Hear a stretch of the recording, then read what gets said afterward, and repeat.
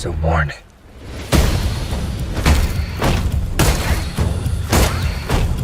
If you have a chance to see this movie in IMAX or Dolby, please see it, because that scene right there, the sound of bones cracking, is just amped up 10 times more in this movie. I love it. What's going on, my YouTubers, subscribers? Hope you guys are having an amazing weekend, because the Batman is officially out in theaters, and now you can just enjoy Matt Reeves' inspiration and direction on the newest take on the Batman. I just got out of seeing the movie for a second time. Yes, I have devoted exactly 6 hours to seeing the Batman, but it's worth it. This movie is definitely, I want to say, dark and gritty.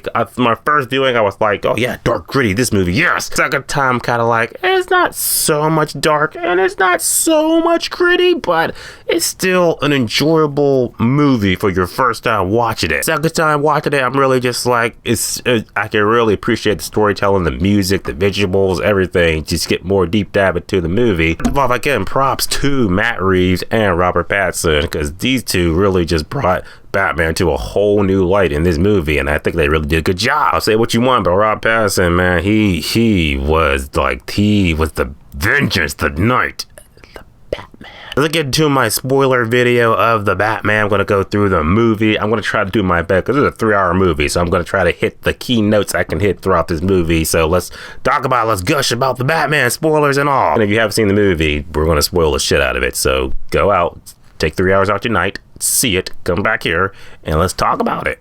Let's go. And first of all, like, the movie opens up and establishes that Bruce Wayne has been Batman for 2 years. And he's just like, yeah, I've got to establish tonight. I got to establish that I am the Batman, and I'm everywhere in the dark because I'm the boogeyman. You literally have like parts in the movie in the beginning where it's just criminals just doing criminal shit in Gotham. But they're like, when they see the bat signal in the sky, it's like, oh, that dark alley or that dark corner and shit, it could be him. And I love that, because it's just like the legend of the Batman. Just make him think like, yeah, I could be anywhere. I could be there. I could be there. And it just, you know, he's just spreading the fear. Then we get to the scene you saw in the trailer where Batman just make these people eat shit. Oh my goodness. That was good to see, because that was the first time you got to see like Rob Pattinson come out in the full-fledged bat suit, and this dude looked intimidating. He looked like, yeah, that's definitely a scary motherfucker. He would just come out of the shadows. Like I said, if you saw this movie in IMAX or Dolby, you just hear the footsteps go ka-dum, ka-dum, ka-dum. I was just like, this fucking Godzilla in a cape,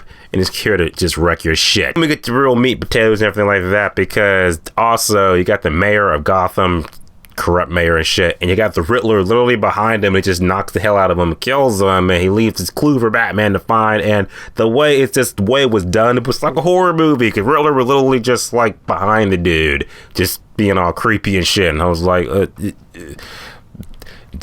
you get to really see Jim Gordon and Batman really like team up together more than you've seen in any other live action version. I love that too, because it really does like a buddy cop kind of, well, as buddy cop as Batman could be. Really have good chemistry. They really work good together. Also, we didn't get enough of Andy Serkis' Alfred, but is that really a bad thing? I'm not gonna say Andy Serkis is awesome, he's great, but it's also kind of like, in this 3-hour movie, do we have time to really like, I feel the moments he had with Bruce is enough to be like, okay, yeah, those are seeds there. Like another movie, then we'll get more Alfred. So until then, just this couple of scenes we got where it's just Alfred and Bruce talking, that's what you get. Also, the fact that, no, Bruce is he is the world's greatest detective. Like, this movie establishes that this is Detective Batman to the fullest. I love that too. The moment he was doing all that crime fighting and shit like that, and he was, you know, scoping out the crime scene with the Riddler, and he had these like little lenses in his eyes that just recorded everything. It was like detective mode from Arkham Knight. Love that shit. Like, I want to see a Detective Batman. I want to be able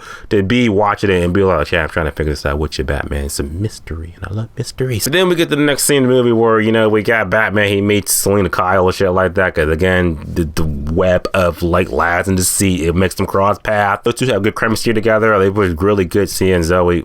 So it's like 11 o'clock, you know, I'm shit with names, so I'm calling her Zoe Selena Kyle. Zoe Catwoman, she was good. Her and Bruce Bat, I loved them both. I think like my favorite scene I could skip for a little bit was the moment where the commissioner, he got murdered by the Riddler, because the Riddler put him in some type of like mouse saw trap or something. You didn't see it, you saw it on TV, and there was moments like that I was like, I feel like those are going to be on the Blu-ray.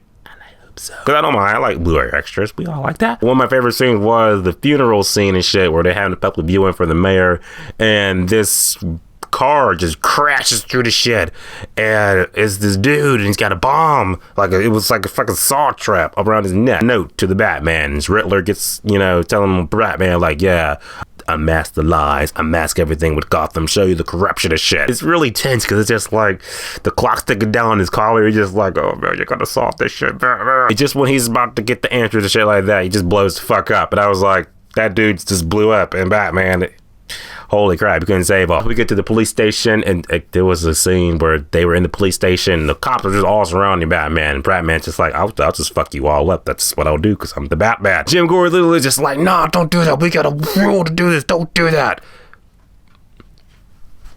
All right, I need you to punch me in the face, and then you get out of here. But just hold back. We get to the meat and potatoes, more or less, is that Riddler is just trying to unmask and undo the secrets of Gotham, and it has to do with the Falcones, has to do with the Maronis, has to do with the Waynes, because you learn that the Waynes don't have a squeaky clean reputation. That was good too. A lot of these elements in the movie remind me of The Long Halloween, good graphic novel. Like, this whole movie was like a living graphic novel, if I could put it. And of course, I cannot forget the Batmobile scene. I loved it more in IMAX because everything's just better in IMAX. But the Batmobile scene was awesome because that thing was a force of nature. It was just like fucking like all the fun of a Fast and Furious scene, but with brains. Best way to put it. Ozzy is getting away from Batman. You're just like in the driver's seat. It was just well shot. It was well executed. You could just follow the action, everything like that. It wasn't like 75 jump cuts. When you could follow the action scenes from A to B, that makes for a good action scene. I loved it. But when he gets out of the car, it's all like dun dun dun dun dun dun dun dun. I think that Batman music is good. I love it. Like I said, the music in this music is just great. I don't know if people are going to say this in their videos, but I'm saying it right here. The music and the score in this movie was awesome. I loved it. Fast forward to the end real quick. I did an ending video, so you can check that out. But fast forward to the ending. Batman captures the Riddler because Batman learns that Falcone is the rat that they've been looking for and shit. And he said that you bring him into the light, I'll reveal myself. And he shoots Falcone, and Riddler gets taken in, and then he reveals that, oh yeah, you know, by the way, I set these bombs and shit into the city, and when they blow up, it's gonna make the city flood and shit. I'm gonna funnel everybody in the Madison Square Garden, and then just kill the mayor and just kill everybody. Or Batman ain't having that, so that was awesome too. We got another sweet action scene with the Batman. It was also a moment where like Batman literally took a shotgun to the chest because his Batman suit is obviously an Iron Man suit in disguise. A shotgun to the chest, and Selena Kyle's about to get fucking fucked up, and he takes this adrenaline shot and he sticks it in his, I guess it was in his leg or something. He just make this dude eat shit, and he just boom, boom, boom, boom, boom. I was like Batman, you're gonna tearing his face into a fucking meatball. And stop him, man. His face isn't a meatball because this movie isn't directed by Zack Snyder. It was so awesome to see, so that was good too. The movie more or less ends with Batman just saving everybody. You just see him in the trenches. You see him just with the National Guard and shit, just like, this city, I'm gonna save it because I'm the Batman and I need another movie. But then, of course, the movie can't quite wrap up without, of course, Selena Kyle and Bruce doing the whole, you know, Fast Furious 7 ending and shit with Dominic Toretto and Paul Walker. So that was cute. So it's the Riddler is talking to somebody in a cell. Yeah, again, I did a video on it, so you can check that out. And in the day, I want to wrap this video up by saying that The Batman was a great time. I had a great time watching it. It was an experience. Like I said, this movie is better than The Dark Knight. I'm going to keep saying that this movie is the modern day Dark Knight. You love The Dark Knight still. That's awesome. That's great. No one's telling you that, yeah, The Batman is out now, so fuck The Dark Knight. No, I'm just saying that you can just have two awesome Batman movies out. And now we just enjoy them all. Best of both worlds. So The Batman's in theaters officially now. Are you going to see it? Or you're not going to see it? Type below. Let me know your thoughts on it. Spoil the movie. Tell me your thoughts. Did you like it? Did you not like it? Is it better than The Dark Knight? Is it better than The Dark Knight Rises? Is it better than Batman Begins? It's definitely better than Batman and Robin. Whatever you think, type below. Let me know. Let's talk about it. I'll see you guys in the next video. As always, subscribe. Until next time.